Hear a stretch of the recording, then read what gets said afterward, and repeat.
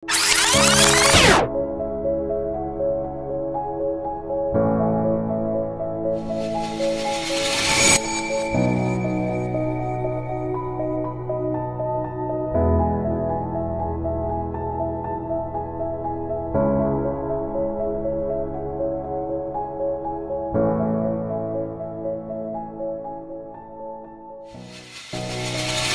lahat ng kinakain natin ay nagmula sa ating kalikasan.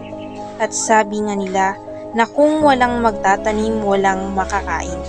But in a world facing climate change, food insecurity and environmental decline, we need more than farmers alone.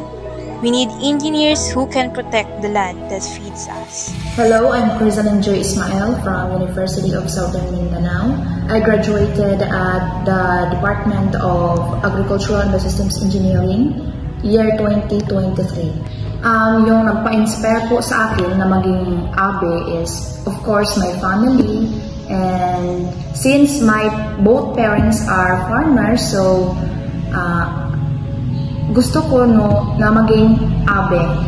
Una-una, yung elementary pa ko, gusto ko maging agriculture. So then, nung naging senior high school ako, gusto ko maging engineering. First job ko is yung nag-GIP ako ng government internship program sa RAED, sa Regional Agricultural Engineering, sa division sa region po.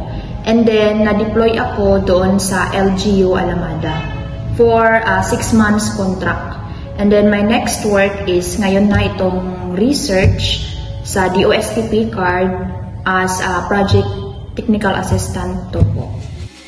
Kahit na dumating ang COVID-19, hindi siya nagpatalo sa buhay. Not to poverty, not to uncertainty, not even to COVID-19. Thesis ko, which is yung supplemental light emitting diode for pepper production. Every night, 7 p.m., 9 p.m., and 11 p.m. every day is binabalikan ko dito sa USM within 3 months. So from germination, production, and until harvesting some vegetable. Si Engineer Crisalyn ay patunay na kapag may pangarap ka at determinasyon, walang sitwasyon ang makakapigil. Abi is tae daw, hindi na tae. Excuse me, mga gwapa kaya ang mga abi.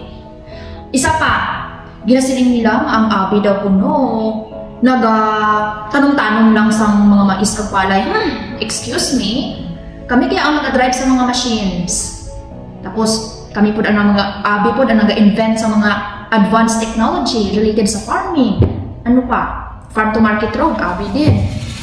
We must learn to survive and enjoy life while studying. Mahirap, yes, but not impossible. Every sacrifice, every challenges, every moment na gusto mo nang sumuko, iyon mismo ang maghuhubog sa'yo. And in the end, those hardship will be the reason you succeed. Kung study hard pa ka mo, i-double nyo 100 times para makapasa ka mo. Balik-balikan nyo, solve ang mga units kung paunsa ang proper conversion. In a world where agriculture feeds nations, abe engineers protect the systems that sustains us. Study hard, gid ka mo. And then, yun na nga, dapat meron kang time management. And always think positive, kay hindi natin mabalaan, karang mabagsak ka mo or ma-zero ka mo sa quiz ninyo nga puro math solving.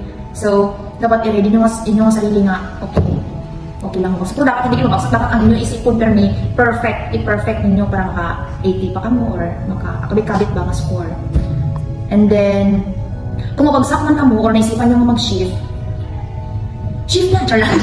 Hindi, syempre may removal na. So, hindi lang talaga mawala ng pag-asa. So, laban ng laban hanggang maging abe.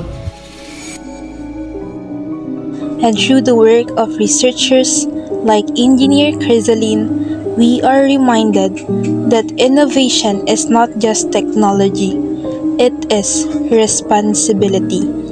Dahil sa abe, hindi lang tayo lumilikha ng solusyon, tayo ang lumilikha ng pagbabago.